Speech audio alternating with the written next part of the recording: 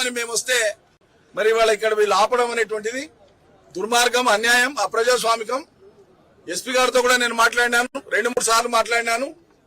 Sir మీరు ఇంతమంది వస్తున్నారు, పర్మిషన్ తీసుకుని ఉండాల్సిందే. ఇవాళ ఏదో అవతల వాళ్ళ ప్రోగ్రామ్ ఉంది, మాకు బందోబస్తులు అక్కడ ఇక్కడ ఏవో సాకులు చెప్తున్నారు. ప్రాజెక్టులు చూడడానికి పర్మిషన్ ఏమిటోదని నాకు అర్థం కాదు. కాళేశ్వరం ప్రాజెక్టు చూడడానికి పరాయి రాష్ట్రాల నుంచి, పరాయి దేశాల నుంచి వచ్చిపోతున్నారు. ఓ ప్రాజెక్టులు చూడడానికి అభ్యంతరం ఎందుకు ఉండాలి? అసలు మేము ఇక్కడేమో ఆందోళన చేయట్లేదే, మేము ఇక్కడేమో అలజడికి రాలేదే. ఓ ప్రాజెక్టు చూసిపోవడానికి వస్తే ఆపాల్సినటువంటి ఆగత్యం ఎందుకు? అసలు ఇది చాలా అన్యాయం, దుర్మార్గం.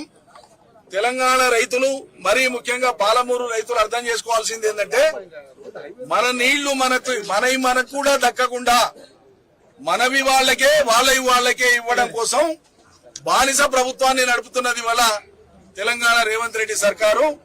జిల్లా మంత్రులకు గాని, జిల్లా ప్రజాప్రతినిధులకు గాని బాధ్యత లేదు. పాలమూరు ప్రజల పట్ల వాళ్ళకి ఆ చిత్తశుద్ధి లేదు. ఈ విషయం అర్థం చేసుకోవాలి. ఇక్కడ అయితే సాఫీగా ప్రజాస్వామ్యబద్ధంగా మనం పోయి చూసుకొని పోదామంటే మరి పోలీస్ అధికారులు ఇక్కడ ఆపడం జరిగింది. సరే, అది వాళ్ళ రాష్ట్రం, వాళ్ళ ప్రభుత్వం, వాళ్ళ ఇష్టం. దీన్ని మాత్రం మేము ఖండిస్తాము.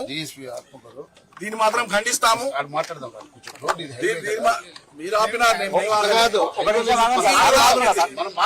ముందే మమ్మల్ని పక్కన కూర్చోబెట్టి మీరే మాట్లాడుతూ కదా. రోడ్డు మీద ఆపింది ఎవరండి? రోడ్డు మీద ఆపింది ఎవరు? రోడ్డు మీద ఆపింది ఎవరు?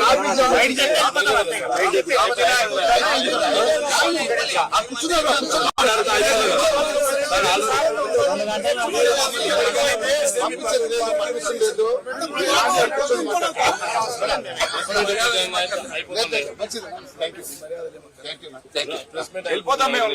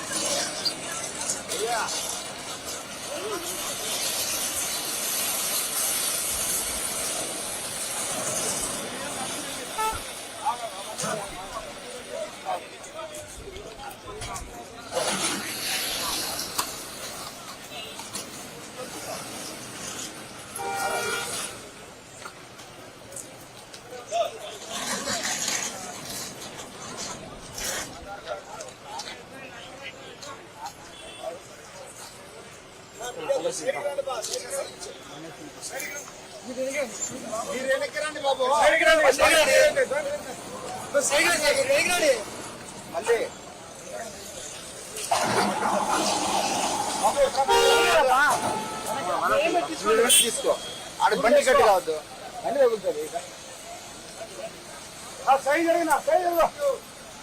బండి పోతుంది.